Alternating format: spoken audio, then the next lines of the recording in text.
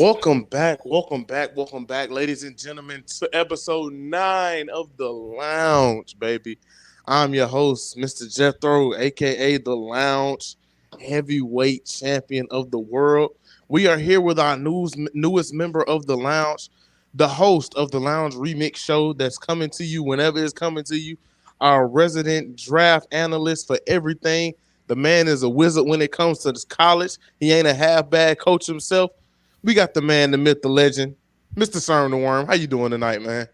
What's good? What's good? First things first, I just want to say, roll tide, roll, baby. You know how we do it down here. Roll tide, yes, sir. This guy is from Georgia but stays in Florida and is an Alabama fan. Yes, sir. Hey, we ain't got to go into the bandwagon right now. I just want to say appreciate you having me on. Excited to join the lounge family. Excited to get into things. I got a lot of spicy takes. I'm about to throw your way, man. Hey, I told you, man, you can leave your shoes at the door. We done finally got you fully packed in. Now, with that being said, Sherm, we got to start off with your ball knowledge, man. We got to show these guys why we got you on the show. Now, Mr. Sherm, can you name the last 10 number one overall picks for the NBA draft?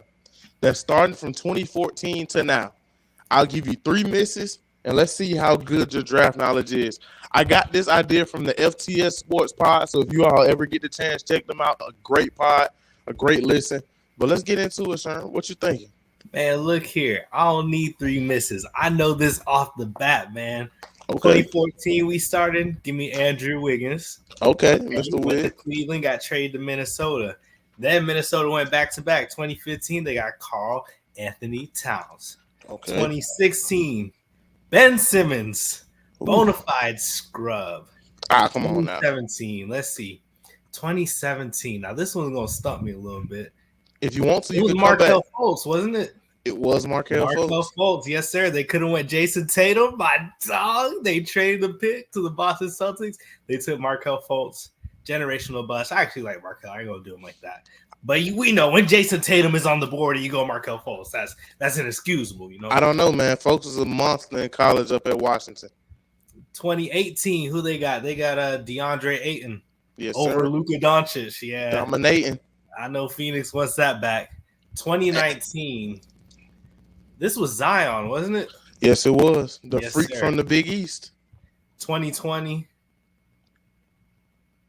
Anthony Edwards. Yes, sir. Then we got Cade Cunningham in 2021. Put the buffs on like Cade. 2022, you know I live in Orlando. The man, the myth, the legend himself, Paolo Banchero. Yes, sir. He's a dog. Certified dog. And then last year, look, man, we all know the name. Victor Wembanyama. As we like to call him, Mr. Wembanyama, as we like to call him on the line. Hey, man. Let's 10 for 10. What's up, man? Talk to me nice. Hey, we told you guys we had somebody special for y'all that new ball knowledge. I'm gonna be honest. The one that would have stumped a lot of people, in my opinion, is 2014, strictly off the fact that it was so long ago. 2014 just don't even feel like a real place anymore. Ever since 2014, when I've been through a pandemic, 3-1 comebacks. We done seen Kobe pass. We done seen multiple 70 pieces. So it just seems like 2014 was a long way ago. But you went 10 for 10, man. So since you feeling yourself off that 10 for 10, man, what we finna get into next, it should be something pretty good, Sherm. I want to test your NBA, how you feel. And it will kind of go back and forth about this, but I'm going to name you some NBA players, and you kind of let me know one sentence of what you feel or what you feel that you've learned from this player from the past season. So we're just going to start off. We're going to keep it a little light starting off. Mr. Zion Williamson. Zion Williamson, man. I love Zion, that dude. I had high hopes for him coming out the draft, But, man, he's just, so far in his career, he's been disappointed to me, man. I expected so much more out of Zion. His 3-ball hasn't developed the way I wanted it to.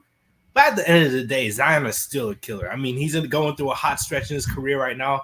The Pelicans are a pretty good team out in the Western Conference. So I think Zion's doing pretty good.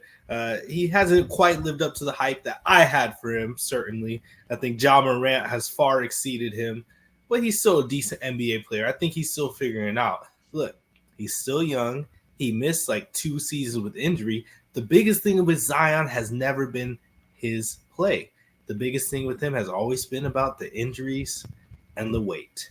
And if we can keep those under control, he's still a pretty good player in my opinion. So I'm not ready to give up on him just yet. Okay.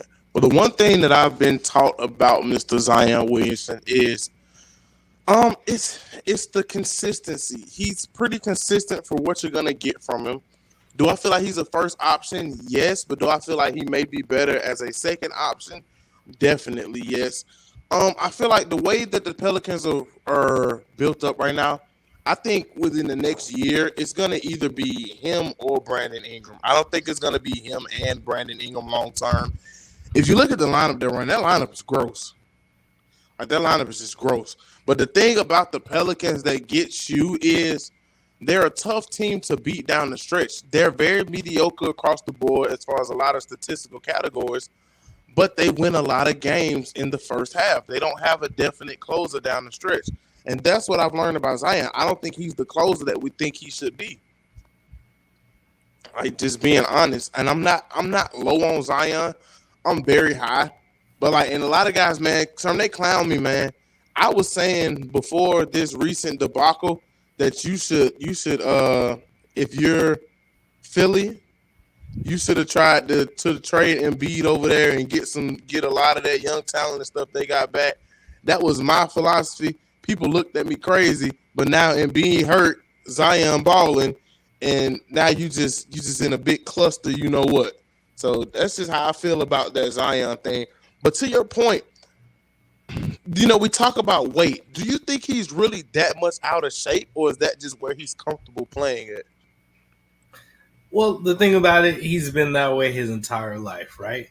But I just wanted to get back to where he was at Duke, man. I still remember there was a period of time at Duke. There was one specific play that sticks out in my mind when he blocked the corner three. He was from the paint, and he jumped from the paint and blocked. I think it was DeAndre Hunter, actually, at Virginia. He blocked that corner three. I mean, this dude was dunking. His head is above the rim, and we just don't see the athleticism from Zion anymore. So I just want him to get back to that point. If he can get back there, that'd be amazing. But to your point about him being a closer, I mean, if you think about it, he's really a big. I mean, he doesn't play like a guard. He doesn't play like a forward. He plays like a big man. And it's so hard in this league to be a closer as a big man. I mean, really, other than Nikola Jokic and maybe Joel Embiid, there's not really that many bigs you're going to at the end of the game. So I think that's where we need to see Brandon Ingram step up. And he had some flashes here and there, but he just hasn't been the guy. And I think they really need to address that in the draft this year. Look, they have maybe 2 first-round picks coming their way, one from the Lakers. Maybe if they're in the lottery, the Lakers miss the playoffs, we're looking at a guy like Reed Shepherd, a point guard out of Kentucky, right? Maybe if they can get even higher, Rob Dillingham, also out of Kentucky. I think that would solve a big problem for them. I think draft time, depending on how everything falls, I think they move Zion or B.I., and I bet you they move B.I. because Zion being a number 1 pick, to me, he hasn't failed yet. Because, being a number 1 pick, you get a little bit more of a range, but it's coming up, man. But next player on our list of players, Mr. Sherm, how do you feel about Paolo Banchero? And I would love to start here. I think what I learned this season is that, Paolo, as far as the number 1 picks of recent years, Paolo has been the most quiet, in quotation marks. He ran away with Rookie of the Year last year. Let's just be honest. He ran away with the award. He was an all-star this year. He's just quiet. The guy, he's a hard worker. He keeps his head down. And I think that the Orlando Magic made the right choice. It was so much going on last draft. Who are we going to pick? Who should be number 1? It was a little discourse that maybe it's Chet. Even we saw some Jabari Smith coming through. Like, hey, maybe it's Jabari. But I feel like for his draft class, he has been head and toes above the competition. Then you look at him, they got Markelle. He's not doing his best this year. Jalen Suggs finally had that kind of breakout year getting into the role. Franz Wagner, one of the better shooters in the league. And this team just looked very. Anthony Black is another young player who, is really on the come up. And I do think that they're going to move on from folks personally because they have Anthony Black and he's been very solid and productive. But man, I think that what showed me about Paolo is that they may have just got the next great big as far as NBA big man. That's what I've learned about Paolo this season. Listen, man, I've been watching Paolo since he was in high school. And when I tell you, I think he's one of them ones. Now, as far as the whole quiet thing, look, I live in Orlando. I can admit this. Nobody cares about Orlando. I mean, he's not really getting the attention that he really deserves because it's Orlando. But he's already made an all-star in his second season of the league. I think the Magic are actually ahead of schedule. I give a lot of that credit to Jamal Mosley, their coach. They just gave an extension, I believe. I think Paolo's one of them ones. And the biggest thing for his game is always going to be that three ball, which we've seen from his rookie to sophomore year. He's gotten a lot better shooting the ball, but he still has room to improve. I think Paolo is a phenomenal player. And I would love to see the Orlando Magic pair some more shooters around him. I think his three ball needs to develop, but also to really fully unlock his game, you need those shooters around him. And you also need that point guard. A lot of comparisons coming out the draft. We heard some of Paolo to Blake Griffin. And when you think about Blake Griffin, his game really got unlocked when you paired him with that Hall of Fame point guard, Chris Paul. So I'm going to say the same thing I said about Zion with Paolo. I think they need to bring in an elite point guard. I really wanted them to go get Damian Lillard this summer, but Milwaukee stepped in. I think in the next couple years, we're going to need to see him be paired up with an elite point guard for his full game to be unlocked. And I think that, I'm kind of going to disagree with you to a point.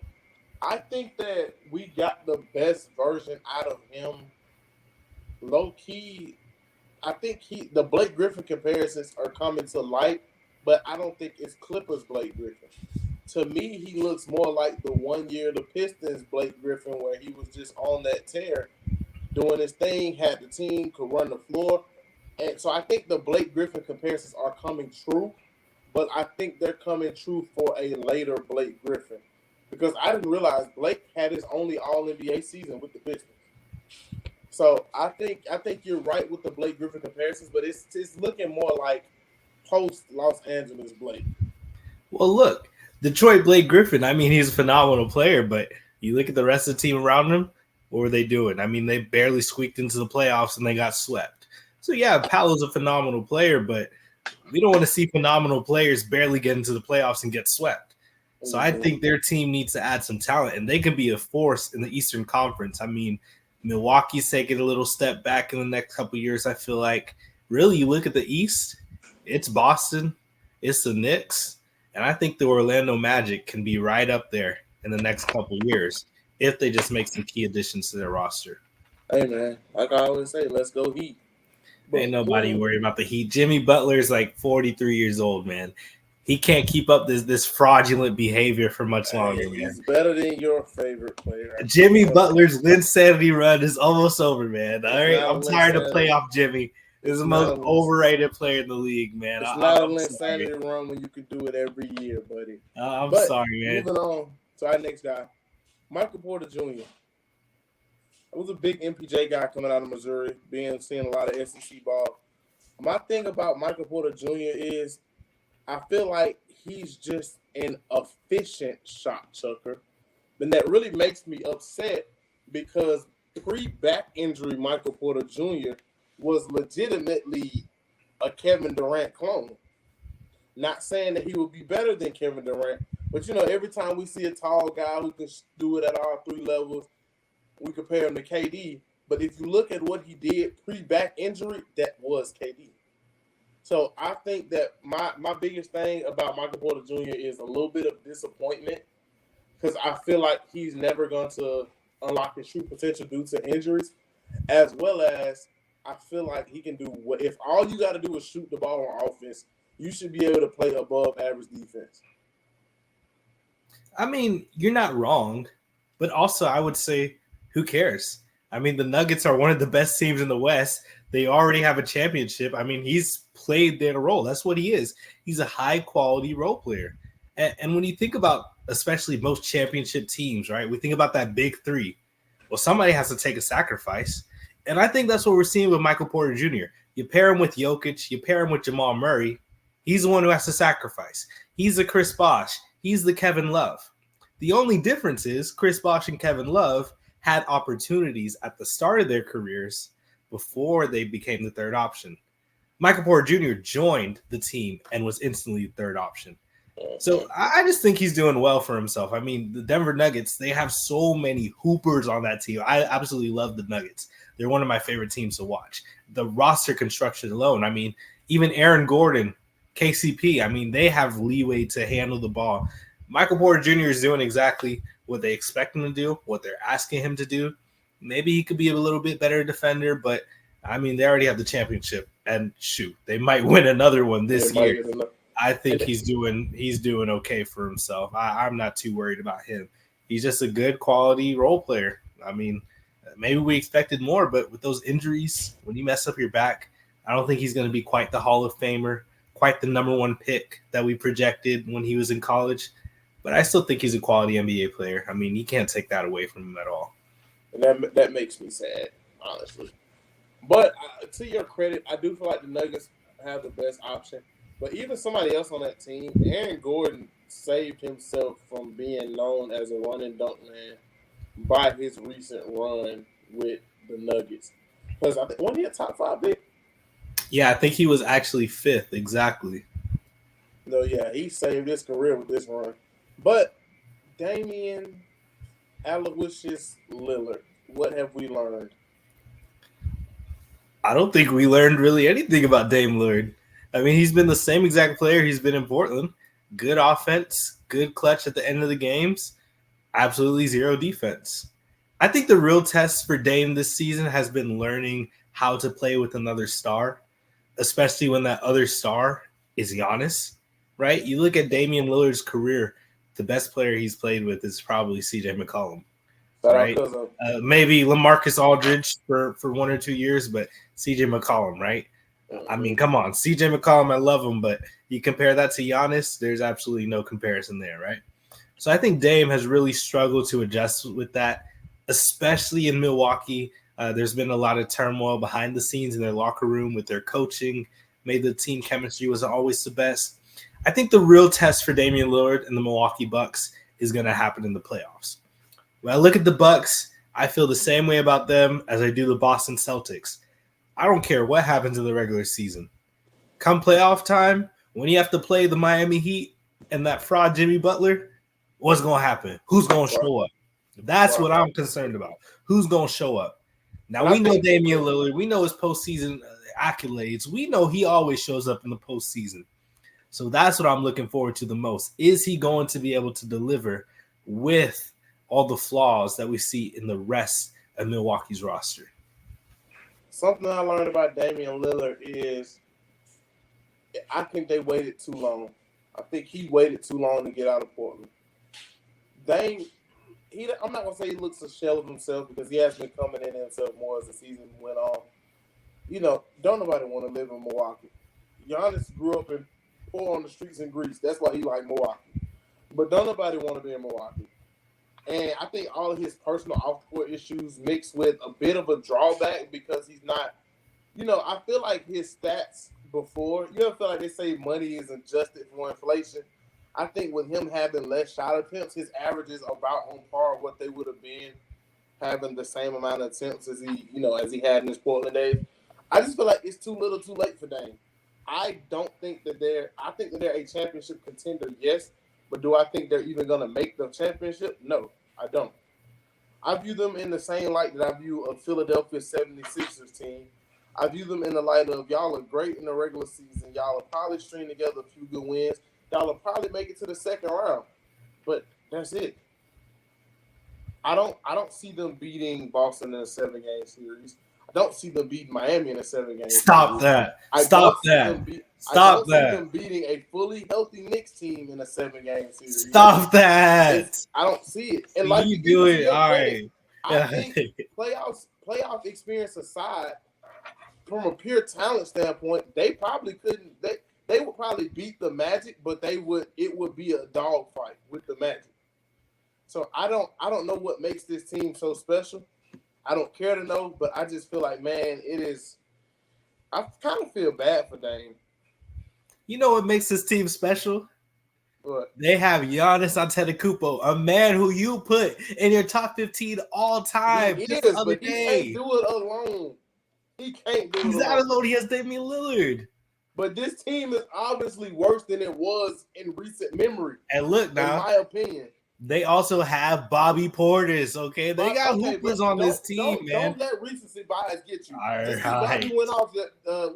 He went off today. Just because Bobby went off today, don't mean that Bobby Portis is gonna do that every night. Don't just sit here and smack me in my face talking about some Bobby Portis is gonna score 25 points in 10 minutes every night. Listen, as with anything in the NBA playoffs, is going to come down to matchups, okay? If you got to play the Heat in the first round, obviously, I would not want to do that. If I could play the Bulls in the first round and then maybe the Cavs in round 2, now we're talking about, we're an Eastern Conference Finals team. And once you make the third round, you never know. You're 4 games away from the NBA Finals. So we'll see what happens in the postseason. Like I said, it's all going to be dependent on that. But also, we need to make sure Chris Middleton is healthy. And I think that's been the biggest part that they've been missing from their championship season to now. Chris Middleton's health. He hasn't always been available. He was the glue. He was hooping when they made the finals. People forget. People love to get their jokes off on Chris Middleton, but he's a solid hooper, and he was a big part of that championship team. And he hasn't been at the same level since. In that bubble series, I know people frown on the bubble. Giannis went out. Chris Middleton was hooping. Chris Middleton looked like he could go anywhere and put up numbers. So I do get your sentiment to that, but I think they struggle with a healthy Cavs team. Well, we ain't got to get it. I think they win. I'm not gonna say they lose, but I don't think it's gonna be easy against a fully healthy Cavs team. Well, the biggest thing to me is Giannis Antetokounmpo. I mean, even last year when they lost to the Heat, I mean, come on now, we could tell Giannis was injured. In fact, Giannis missed a game or two, right? He did, but he but we talk about playoff Jimmy. We talk about playoff Jimmy, and he's playing against injured superstars all the time. But even he said it himself that they overlooked the Heat because the game that he was fully healthy, Here we go with the Miami excuse. Let's move on, bro. Next not a Miami excuse. Hey, we still the defending Eastern Conference champions.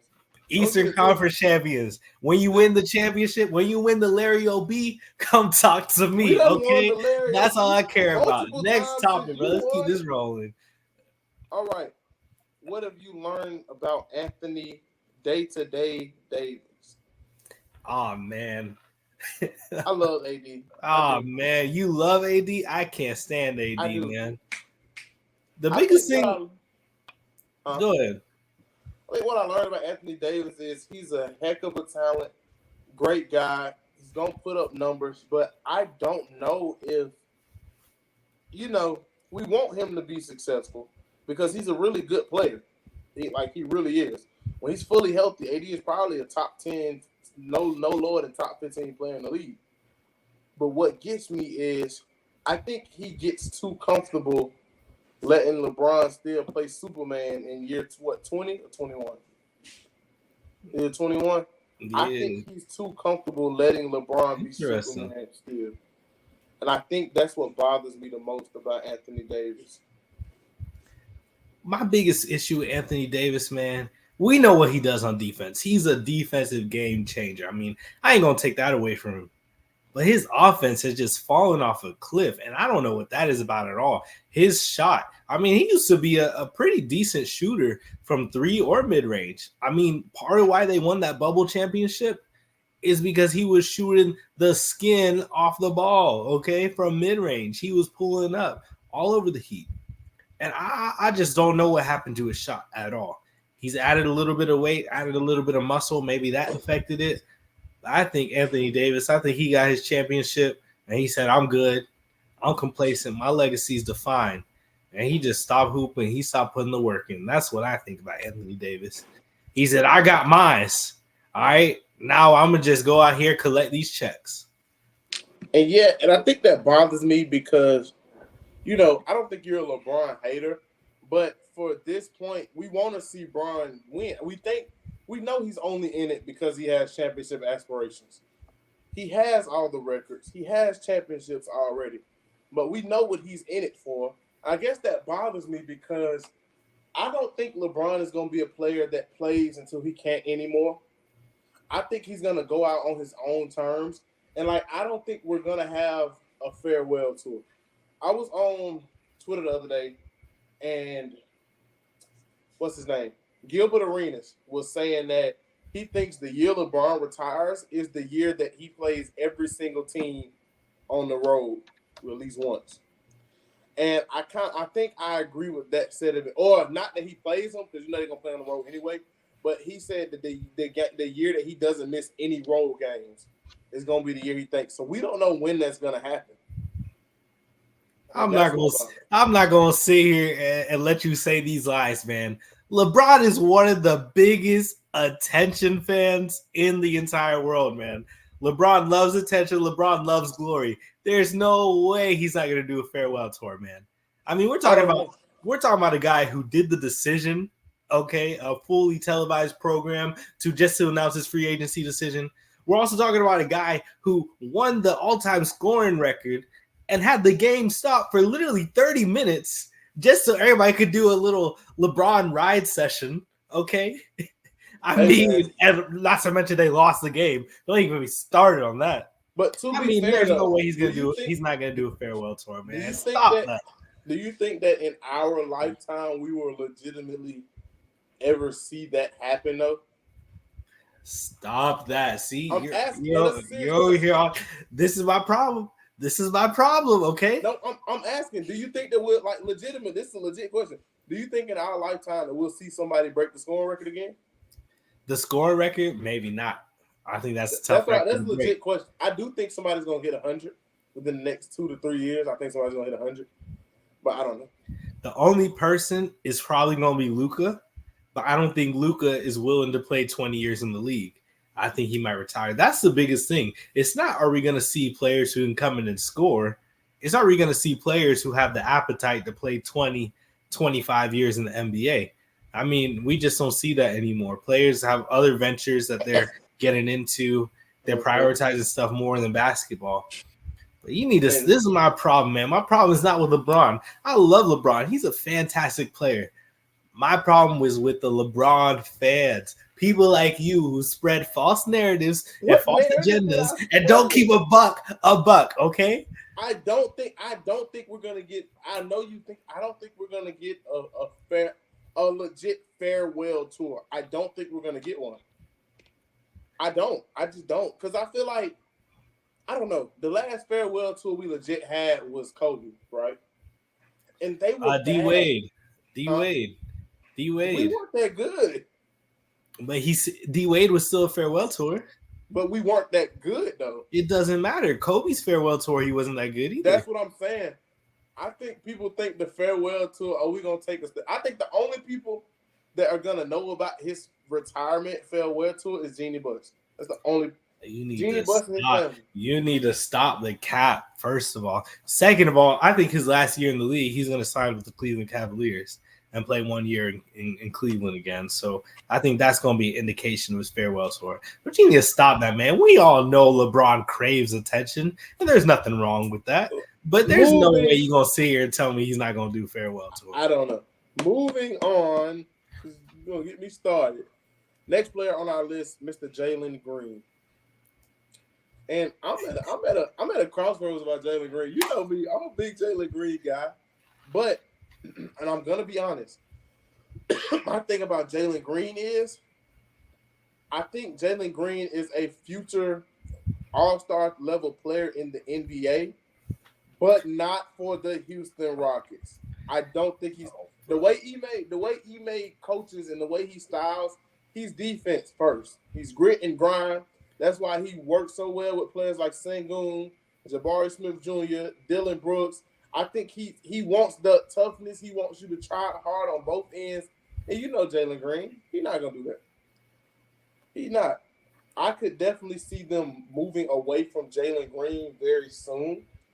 And it's not because I think he's a bad player, but I don't think he fits what they have going on at all.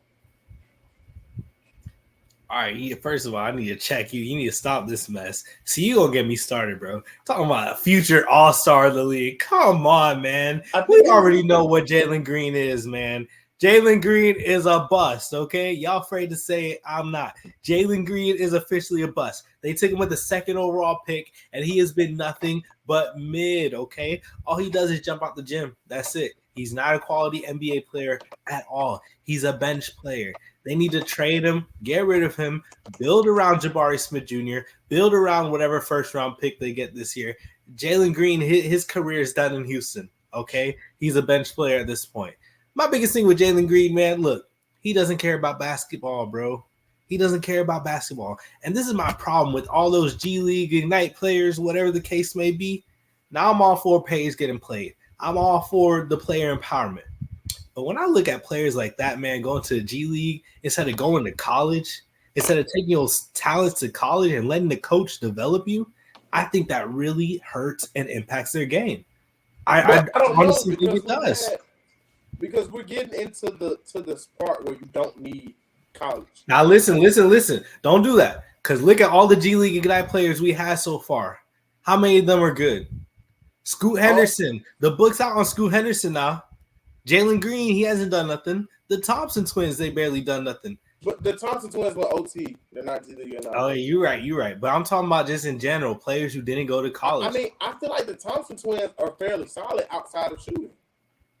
But you got to remember, we have seen this multiple times in NBA history, that year two jump, especially when it comes to stuff like shooting, when you get on that NBA plan and get around them trainers, because they can do everything else. So I would not be surprised if both Thompson twins came into next season shooting significantly better because of that. Because we know what they can do already. They're solid defenders. They just can't close games. I understand. You need shooters out there to close some of these games. But, it is what it is. But I do think that they're going to make that year two jump as far as shooting. So don't get that one. Now look. I ain't mean to slander the Thompson twins. I know they're rookies. I ain't trying to slander them. My point is just this: when you don't go to college, man, college is all to get you prepared for the game, man. Think about Jalen Green if he went to Kentucky, if he went to Duke, if he went to these programs. He was going to go to Memphis, right? Think about his game now. Committed to Auburn. Think about his game now compared to what it was now, man. I just don't know, but I think his mind is all about the business and the fame and the clout chasing and the 40-year-old baby mamas. I don't think his mind's on basketball. I think his mind is on the business side. Kuminga is the best G League Ignite player we've had. This dude said Kuminga. Come on. He is. Stop that. If Kuminga is the best G League Ignite player, that tells me all I need to know. Okay? But you know who the best college player is? You know the best college players? Ja Morant came out of Murray State. I mean, Zion came out of Duke. I mean, you look at these other young stars, Trae Young out of Oklahoma. Okay? But this dude said Jonathan Kuminga. All right. That tells me all I need to know. Kuminga's not bad. Tells you all I need to know. What about Dyson Daniels? Dyson Daniels, who? Oh, come on, bro. Yeah, tells me all I need to know. I actually like Dyson Daniels. Shout out to the young killer. Thank you. He's a good defender. And I think Scoot is gonna do well. It's just gonna take some adjustment. We need to stop this, man. I'm gonna be honest. The thing about Scoot was Scoot got put in probably the worst situation possible, because I feel like Portland did not prepare this well at all.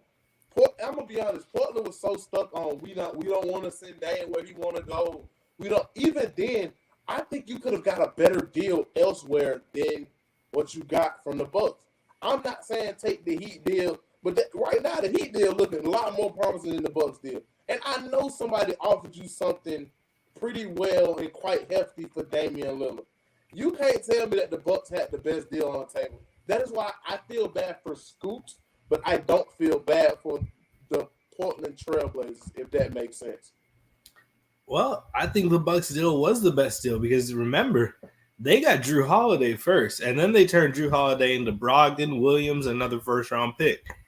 And Rob Williams, I mean, shout out DeAndre Ayton, but Rob Williams, when healthy, is probably the best center on their team. And they were going to plan on trading him at the deadline if he didn't get hurt. So I think that deal's a lot better than what else was on the table. The biggest issue with Damian Lillard was his contract. If he was making a little bit less money, I think there would have been a lot more teams interested. And you also have to remember they were trying to do right by Dame. They didn't want to send him to Utah. They didn't want to send him to Minnesota. They want to send him a good team, a situation. Milwaukee, a good team. He wanted to go to Milwaukee, though. Is he honest? Good team, yes. Do you think so? How do you feel like? And I'm just asking from because you analyze this stuff. How do you feel about the Heat's deal, though? Do you not feel like it would have been a better deal? The Heat deal? Because they offered Jovic, Hami, and Tyler Hero. First of all, they did not offer Jaime Jaquez. And I think if they did, the Trailblazers would have taken that deal. I thought they offered Jaime. Nah, man, it was Jovic. Who is Nikola Jovic? I have no clue who that is. Now I'm saying this, watching the playoffs, he gonna hit like 7 threes against the Celtics, right? Oh. So let me chill out. I mean, Nikola Jovic, okay. Tyler Hero. I mean, we already have Simons. We're about to draft Scoot. We have Shaedon Sharpe. What am I gonna do with Tyler Hero, right? I think Tyler Hero is better than at least Anthony Simons. I feel like see. All right, bro. You're gonna make me log off this platform, man. We are not gonna sit here and do this and pretend like Tyler Hero is a better player than Anthony Simons, bro. I don't know. I'm on the. You know what you're doing right now? You're taking name brand over actual hoops. I'm not taking name brand. Right? You're taking name brand over actual hoops, man. Is a great player. Do you feel like they should have? Because what they picked 3 or Scoot? They picked 2, didn't they? Scoot was 3rd. Scoot was 3rd. Brandon Miller was 2. Who do you take in that situation? Do you think they should have took someone else over Scoot in that situation, or do you think? I mean, coming out last year's draft, Scoot was the best player on the board, and I think when your team is that bad, you got to take the best player on the board, especially picking at 3, man. All right, we're gonna move on to our. We got 2 players left. You're doing a lot of capping here tonight, man. I don't like this side of you, man. We got 2 players left, and I'm gonna say them both at the same time. This was not because you were here. We had this list planned before you got here, but we have Trae Young and Jason Tatum. Oh yes, sir. Listen, I ain't gotta say much. These are 2 of my favorite players in the league, man. Trae Young, Jason Tatum, ice, Trae. Listen. There's a lot of people talking on Trae Young's name who don't watch the Atlanta Hawks. People are talking about Trae Young doesn't make his teammates better. Look at his teammates, man. Look at his teammates. Look at DeAndre Hunter. He's a certified scrub. Look at John Collins. They sent John Collins to Utah. What's he doing? He ain't hooping. Even look at Kevin Huerter. He had a good season last year with Sacramento. This season, he ain't doing diddly squat. Look, man, my thing with Trae Young has always been you put talent around him, and he's going to blossom, man. That one year they made the Eastern Conference Finals, they weren't the most talented team, but they were a good fit around him. He had a lot of shooters, and he also had a lot of veterans. And when I look at the Hawks now, there's no shooting, there's no veterans. And I think that's the biggest problem in Trae Young, why they haven't been winning. I do think that with that Trae Young thing as well, I do think that that's also they had a good circumstance in that situation because they exceeded expectations for sure. But God, that was Philly's series to win. They did. I give the Hawks credit because that's what I hate when people say they got lucky. No, if you're opening the door for me and I don't take it, then I'm not a good player. I'm not in the game for the right reason. Thank you. So I say that I don't believe in luck. I don't believe in none of that. I believe if you open the door for another team to win, they're supposed to walk through it. I'm a firm believer in that. I don't believe in taking nights off. We're not taking a night off. We're not finna chill because we up 40 in the play. No. So I give them credit because they did what they were supposed to do. Stop screaming. I hate when, not you, but I hate when guys scream, oh, that was luck. That wouldn't have happened if. Well, if didn't happen.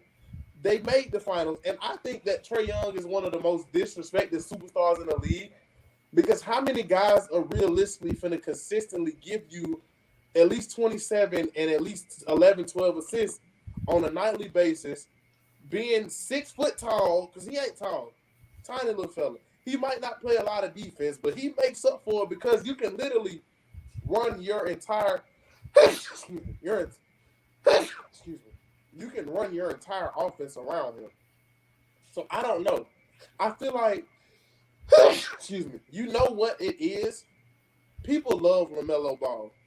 But LaMelo Ball looked like big Trae Young. It looked like he modeled after. Brother, don't do that. Don't disrespect Trae Young by comparing him to LaMelo Ball, okay? We ain't gonna do that. Don't do that right now. That's who it looked like. Don't do that right now. Don't you gonna get me so mad right now comparing to LaMelo Ball. You can tell LaMelo modeled his game after Trae Young. You can look at it and tell. That's what I'm saying. The influences are there. He's influencing everybody. Why not give a man the respect? See, we was doing so well. You was preaching to the choir. Then you go out and you throw out the LaMelo Ball talk. Come on now. Now I can do with the SGA. I can do with the Halliburton. But you come up here and say LaMelo Ball's name. He has no business being in the discussion with Trae Young. Come on now. What is wrong with LaMelo Ball? Come on. He's not a serious NBA player, bro. He's a highlight player. He's not a serious hooper, though. Now, listen, everything you said about Trae Young, I totally agree with. Now, obviously, I'm one of his biggest fans, but I'm not a homer either. I recognize he has some flaws, okay? He forces up some bad shots sometimes. He has some bad turnovers a lot, okay? His defense, even though he has actually gotten a lot better on defense now than he was his rookie year, okay, his defense is still not great. He's still not Drew Holiday. But I think he gets a lot of disrespect, man. Like you said, winning is what's going to take him over the top. When they were winning, when they were a good team, he was getting all-star buzz. He was getting the All-NBA, right? And they just haven't been winning as a team. The DeJounte Murray thing, I liked it, but I don't think DeJounte Murray has lived up to the hype. I think their fit together is not the best. Daggone, bro. You need to get those allergies sorted out. I don't know what just happened. That's the Lord telling me to shut up talking about Trae Young. But I definitely think, look, Jalen Johnson, for those who don't watch the Hawks and just want to talk about Trae Young without even knowing what they're talking about, Jalen Johnson, okay, he's been hooping this year. I think he needs to be in the discussion for most improved player in the NBA.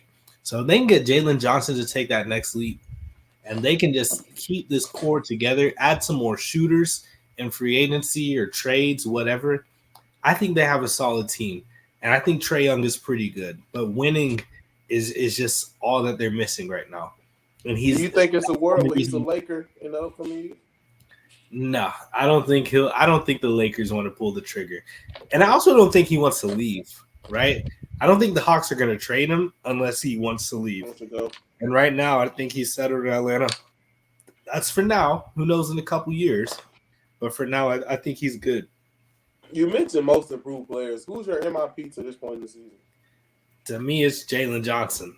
Okay, I think he's been the either him or Kobe White.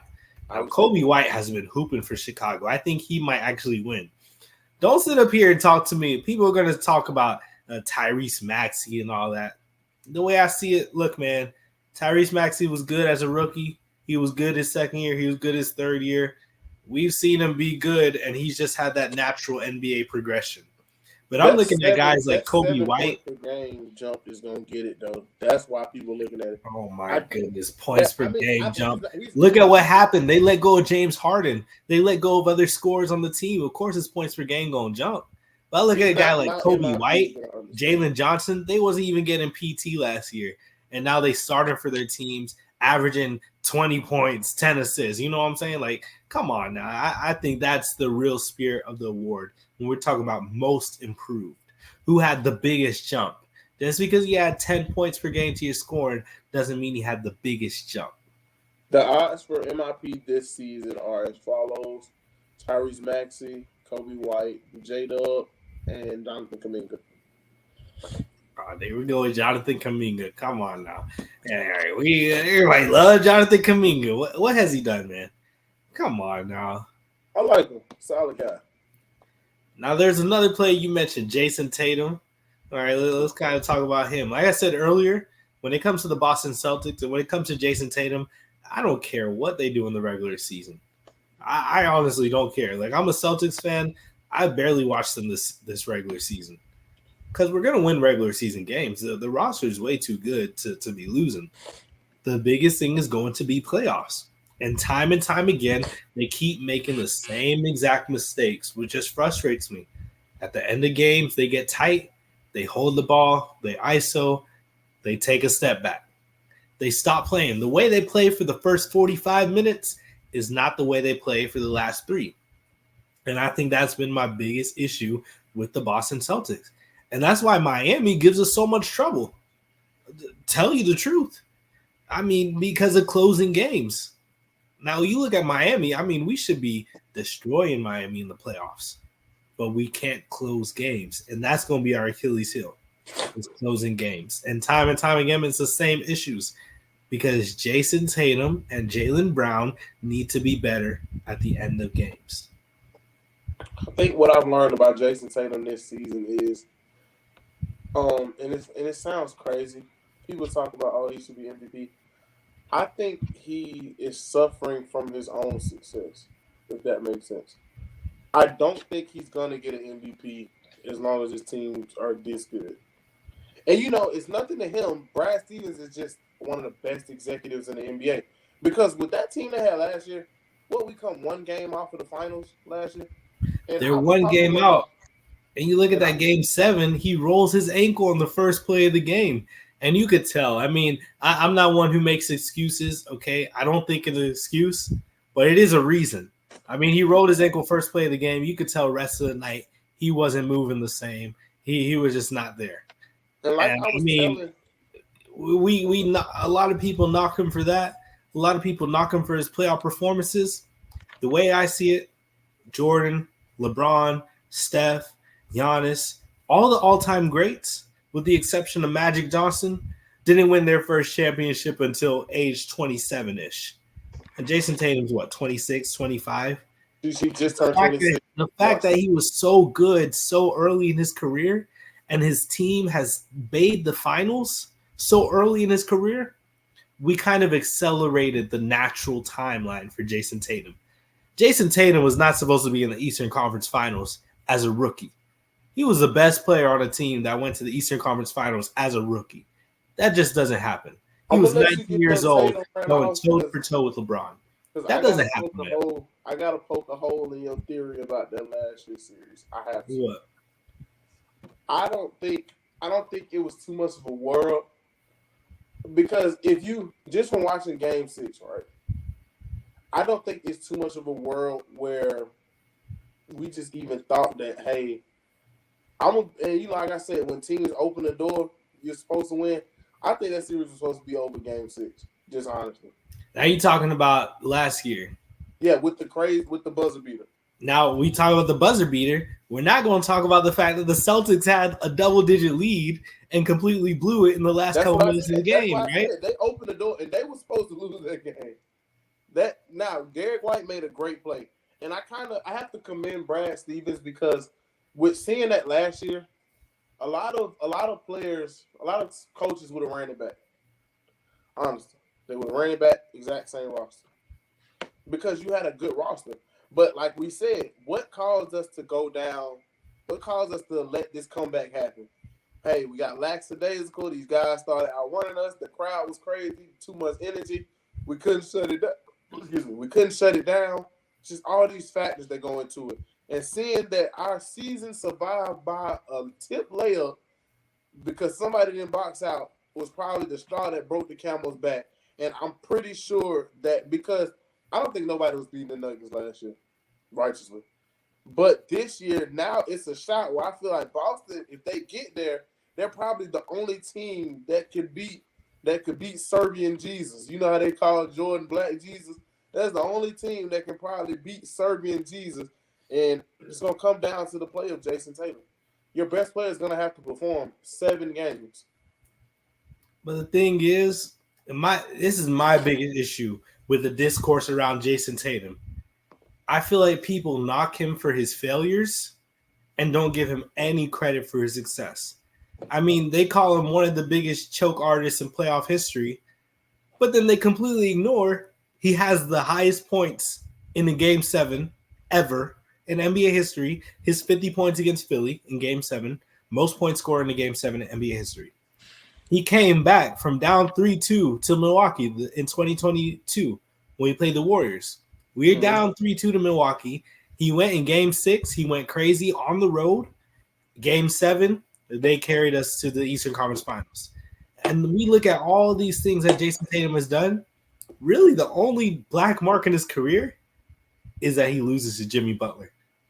That's it. I think they're going to asterisk that Philly one, too. Anything against Philly, everything's an asterisk. When we take that fraud, Jimmy Butler, okay, nobody shows an asterisk to him. Now, Jimmy Butler, we don't want to talk about his playoff history. But I'm saying, you know why they're going to asterisk that Philly game. It's because everybody hates Jason Tatum, bro. I don't think it's that. I think it's that if Jason Tatum, I don't think Jason Tatum's the biggest choke artist in playoff history. I don't think that.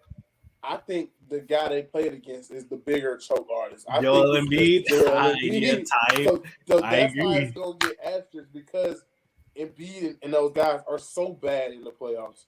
Now, see, you need to stop that. Because just yesterday, what was he saying about Joel Embiid? Come on now. We in front of the cameras. We in front of the podcast. Don't come over here with those lies now. I think he has one of the best big man bags. You need to stop that. You said Joel Embiid is a top 5 big of all time. That's what you said. That. You're lying. Okay, all right. See, here we go. I didn't say that. Here we go. The camera's on. The story changes. Even them said that. I didn't say that because they know because you know I'm busting bubble.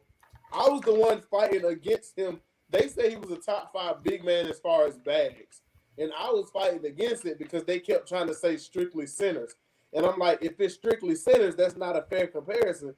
Because if we going straight off the center position, Wemby probably is a top 5 big man bag of all time. See, here we go. Listen. It's late. I'm gonna give you an excuse, okay? I know you've been sneezing a couple times. Your brain probably not all the way there, but you over here putting a rookie in top 5 already. See, look at you. Look at you. Bag, what you're doing with the ball in your hand.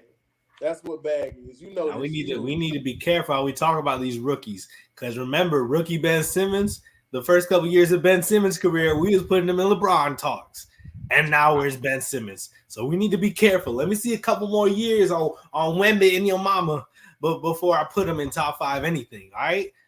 Thank you. Now for our final discussion of the night, son, I got every NBA team pulled up, and just be realistic, because I know what you're gonna say. Because you like me, I don't watch a lot of regular season ball because regular season ball just pissed me off. I've never been like I watch the nationally televised games. I'll give you that, but I'm not going out of my way to watch every single game from every single team. So I'm gonna start off out west. Out east. You just let me know if you feel this team is watchable or not. The Boston Celtics. Watchable, baby. I give you that. I think they're a watchable team. The Bucks. Watchable. I'm on the fence, but I can give them a pass for being watchable because they do. Dame or Giannis can go off for 70 at any time. Cleveland Cavaliers. Unwatchable. Now we're talking about regular season, right? It's just in general. I can't watch a Cleveland game. I'm sorry. I just fall asleep, man. I'm sorry. Shout out to Cleveland. First round exits. We'll see what happens. All right. But shout out to him. Okay, Donovan Mitchell. Let us know when you're ready to be freed. We'll get you out of there. Okay. It's Cleveland. Come on now. The way that they run their team makes me upset. Like, I don't know. It's no way that because I'm a big Jared Allen guy. There's no way Jared Allen's still on that team. I know somebody offered you something. But that's besides the point. New York Knicks. Watchable. I love the Knicks. I love the Knicks. I don't want to watch them in the playoffs, though. We'll see. I think they can make the Eastern Conference Finals. I mean, the only reason I love the Knicks, number one, they got rid of RJ Barrett, which RJ Barrett dealing with the loss of his family. Shout out to him. I'm not going to slander him tonight. But getting rid of RJ Barrett and the way Jalen Brunson has been hooping this year, I think that makes him a lot watchable. Okay. Now, the Orlando Magic. I think the Magic are good, but they're not watchable because there's not a lot of spacing. I can't watch the Magic because I'm a Paolo guy, and I like Jalen Suggs because of what he did in this March Madness run. But I'm not watching the Magic game. Just being honest, I'm not gonna sit down and watch the Magic game. The Indiana Pacers. They were watchable before Halliburton's injury, and now they've fallen off. Listen, I know we're trying to move on quickly. Pascal Siakam trade, I didn't get that at all. I'm sorry. I think that kind of messed up their timeline and messed up their season. I think they saw Halliburton was hooping, and they kind of rushed and made a move too quickly. I don't think Siakam's the best fit for this team. I'm sorry. Ever since then, I just can't watch him. Before we keep going, are you pulling a diamond test on Halliburton, or are you just going to give him the benefit of the doubt for injuries? Listen, my opinion on Halliburton has been this. Can I see him in a 7-game series? Okay, that's it. I just want to see him in a 7-game series. I've seen Shea. I've seen Jalen Brunson. I've seen Trae Young. Haven't seen Tyrese Halliburton yet. Okay, can we make the playoffs? Well, that's all I ask. Can we make the playoffs? Then I'll start talking about you like a real NBA player. If we lock in, I need them to finish 7th. I need a Bucks and them playoff series really badly. I need them to finish 7th. Miami Heat. I'm a Heat fan. I tell you, I'm not watching us in the regular season. They're so unwatchable. They pissed me off. 76ers. Before Joel, I probably would have watched a game or two, but I can't watch them right now. Unwatchable, even with Joel Embiid, because all he does is twerk for free throws, and I can't respect that. Chicago Bulls. If the game is close, they're watchable. I like DeMar DeRozan. I'm sorry. I've always been a fan. I give them the benefit of the doubt. I can watch with 8 minutes left. Yeah. Those games. Give me 8 minutes left. Exactly. Atlanta Hawks. Not watching the Hawks game because they're the only team that's in my region. So I get a lot of Hawks and Hornets games, and I'm not turning them on. I think with Trae Young being healthy, they're watchable, but only because their defense is so bad. Their offense is pretty good. The thing about the Hawks, they never get blown out. They're always in close games, but their defense is just horrendous. So you're always going to see players going out for career highs against them. We saw Luka 70 on them earlier this season. So I think for that reason, they're watchable. Do you think they're going to be the team that – what team, like just real quick side note, what team do you think is going to be the team that gets the 100 drops on them? Because I don't think it's going to be a bad team. 100 points? I don't think it's going to be a bad team. I think it's going to be like a middle of the pack team. I don't think we ever see 100 points in an NBA game. You don't think so? I don't think so. I think maybe somebody could get Kobe's 81, but even then, it's just so hard to project, man. I mean, a lot of factors go into that schedule, back-to-back, rest, but I don't think it'll be the Hawks. I think maybe a team like the Suns or something, just a random. I tell you, I think it's gonna be a good team. I don't think a bad team is gonna get 100 off on them. Because for example, tonight we just had a hell game with the Pistons, and in the last week we've lost to the Wizards. So I think bad teams always fight. And I was telling them about this the other day, and we're gonna move on. I'm not gonna stay on this too long. I feel like what makes these bad teams really bad teams is not even just of course their lowlights are going to be lower than a lot of other teams, but it's their ability to close games that makes them so bad. Like I've seen plenty of Pistons. I think the Pistons legit could have another 4 or 5 wins this season if they could close games. That's what I was going to say. I know we're going down the standings, and when we got to the Pistons, I was going to say they're actually a watchable team. Definitely. Their issue is not talent. They have good talent. Maybe after the trade deadline, they got rid of some pieces. Now they're kind of dog water. But they got some good players. Their problem is they just don't know how to win yet. Nope. And that's their biggest problem. But they're a pretty watchable team themselves. Brooklyn Nets. I'm not watching the Nets game. No, thank you. Mikal Bridges, you had your Linsanity run. Everybody was going crazy for him. I don't see it. Now, Toronto Raptors. No. Okay, look, hear me out. I like the Raptors coach. I like the way he coaches. He coaches. Here y'all go. See? Oh, go ahead. Once he gets the talent and develop, bro, if he got Grady Dick getting meaningful minutes, I think anything is possible at this point. He runs great sets. Like if he had a team full of fundamentally sound players, and you know what I mean by that, he probably win some games. Well, I mean, first of all, Grady Dick. I love Grady Dick coming out of Kansas. I think he can really stroke the ball. He has a nice shot. Pause. Toronto Raptors.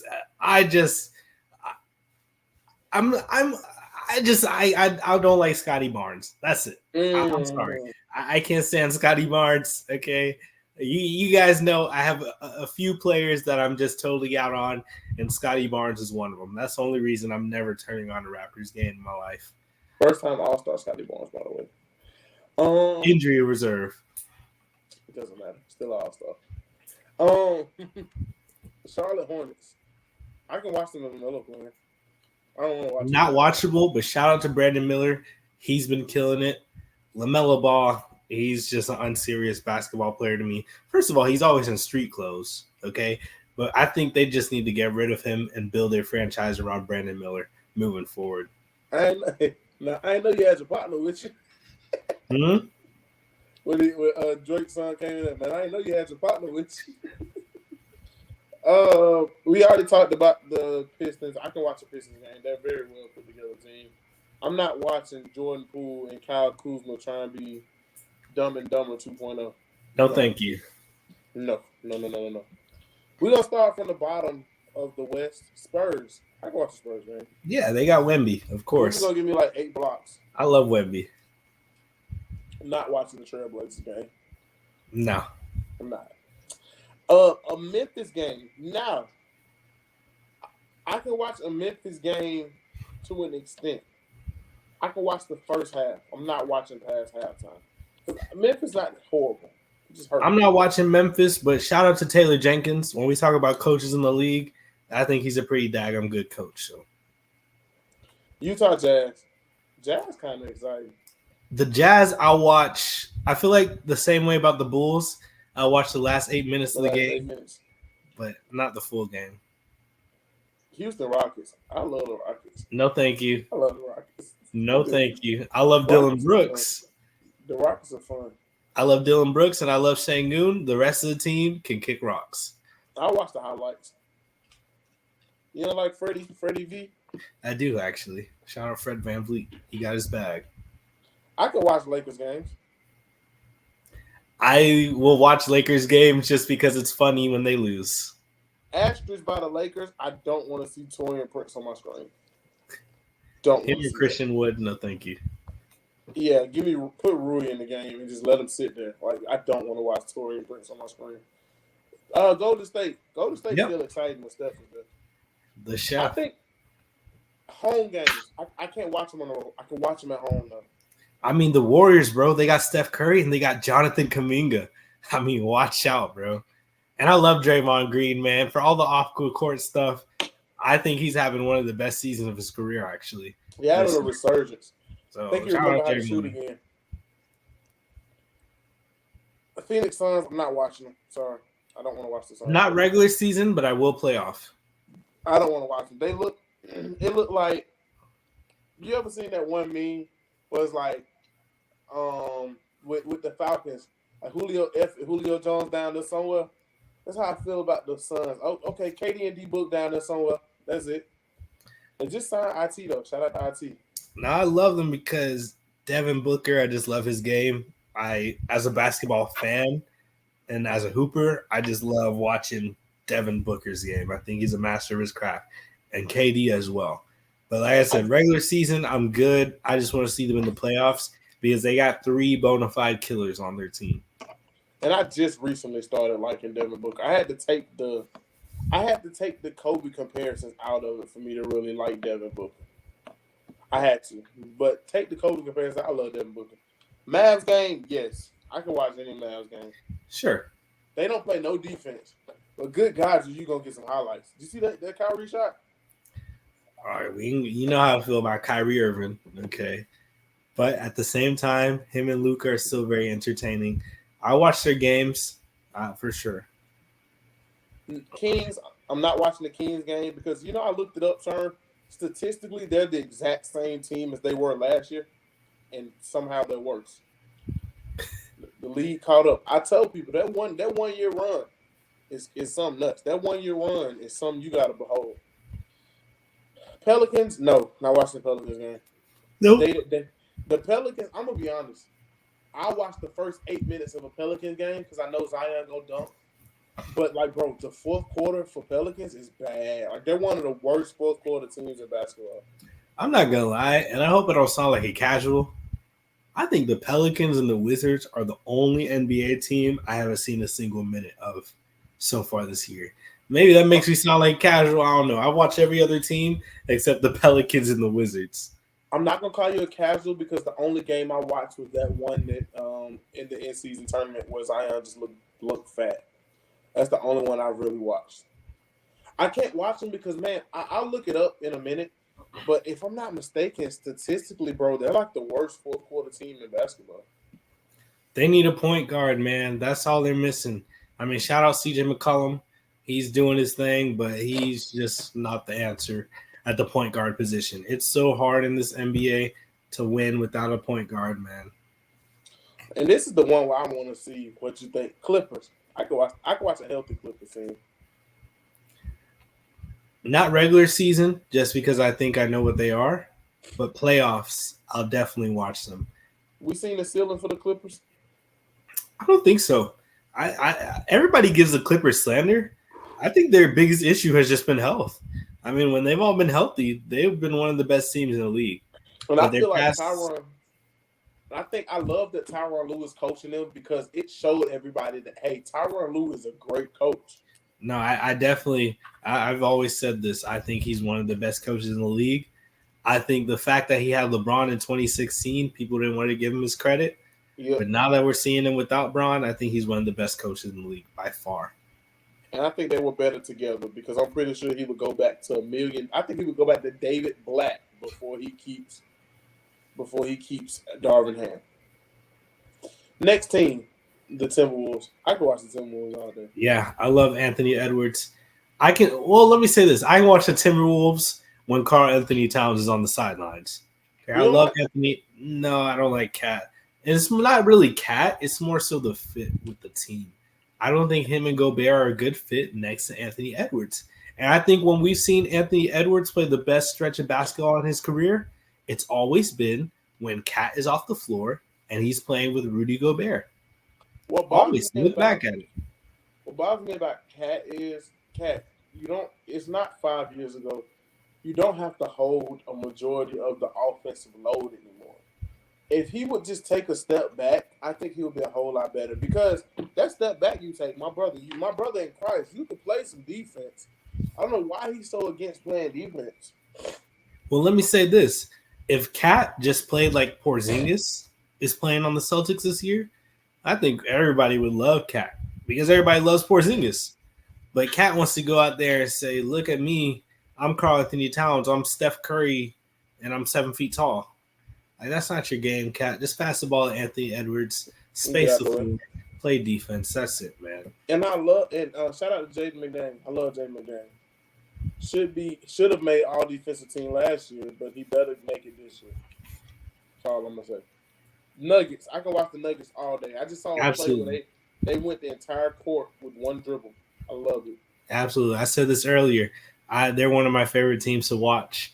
I just love Jokic, love Jamal Murray, love their entire team pretty much. So, last team, the Oklahoma City Thunder. Yes, definitely watchable. I mean, Shea, he's just a killer. J-Dub, killer. Chet Holmgren, he's exceeded my expectations so far. We'll see if he starts to get a little bit better. I think he kind of hit that rookie wall a little bit. But the biggest thing with the Thunder, man, we got to figure out something for Josh Giddey, right? He's either going to be our eighth man or we got to trade him.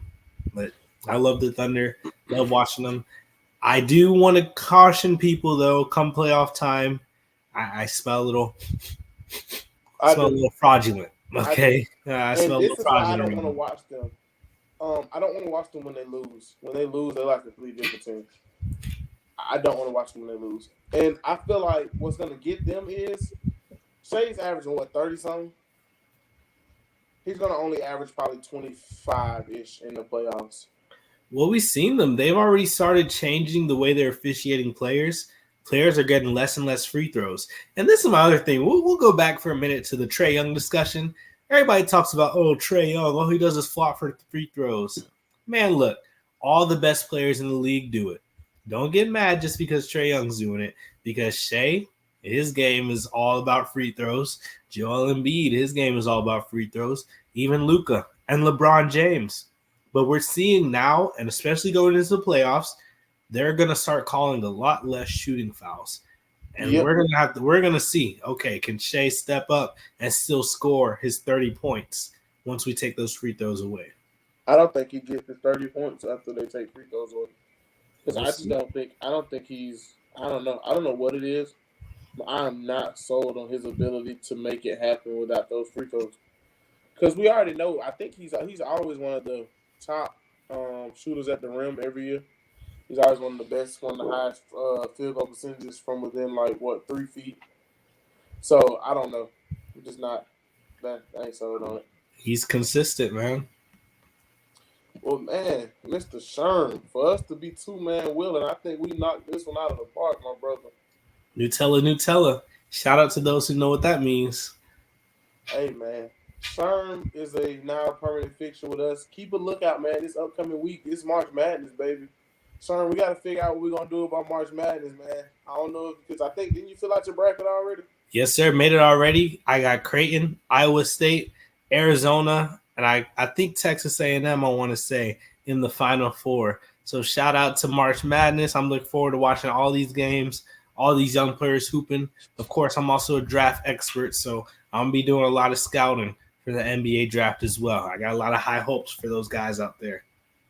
All right, and man, in this upcoming week, we're gonna get back with you all a little bit later this week with Sherm's predictions going forward into the March Madness thing, man. Sherm, you told us your Final Four, man. Who you think going all the way this year?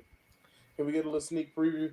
I think Arizona Wildcats. Now I'm kind of nervous about this because I picked them last year and they totally fell flat on their face. But I think adding Caleb Love in the transfer portal, he's been a killer. He's been one of the best players in college basketball. We've seen him carry a team to the finals before with North Carolina. I think Arizona has all the pieces to go all the way. But we'll see. There's a lot of good teams out there. UConn's pretty good. Iowa State, I think, is a sleeper team. Even Kentucky, if they can figure it out. We see Coach Cal, he has always been the best in the tournament, but I think Kentucky got a pretty solid foundation. So we'll see. There's a lot of good teams out there this year. And man, I want to cry. You know, let's put. You know, I'm happy, sad right now. I'm happy my boys over at Auburn were able to win the SEC this year, but I'm sad because, man, my boy Kareem Abdul-Jabbar from Indiana State didn't make the tournament, man. Let's type our F's in the chat for Indiana State. I thought they You were need gonna to make it. stop all that. Yeah, like Indiana State, man. I don't like the Auburn stuff that we're talking about. They won one of the most fraudulent SEC championships in a long time, bro. Who did they play? Nobody. My brother in Christ, Bruce Pearl is just that guy. We'll see. Look, we'll take the Crimson Tide over War Eagle any day of the week. Yes, sir. Did y'all make the tournament? We in the tournament. We in the tournament. I don't know what we gonna do though. But hey, we ain't gotta talk about that. Well, man, without further ado, Mr. Sherm, any concluding words before we get out of here? Nah, man, I just appreciate you having me on. Appreciate, this opportunity to join the lounge family. Super excited. One thing I just got a request. I need you to stop capping when we turn these cameras on because you say a lot of outrageous stuff that you know is not true. Okay, but that's all I'm gonna say. So I'm gonna have to keep it real with the audience out there since Jay over here don't want to do that. Shout out to Kevin Durant. But man, you guys, man, like always, another one bites the dust. We got Mr. Sherm over there on his side, rocking it up. And man, without further ado, I'm your host, Mr. Big J, and we out of here, baby. Peace. Let me know. I'm gonna end this recording, Mug. Good. I think I can edit it.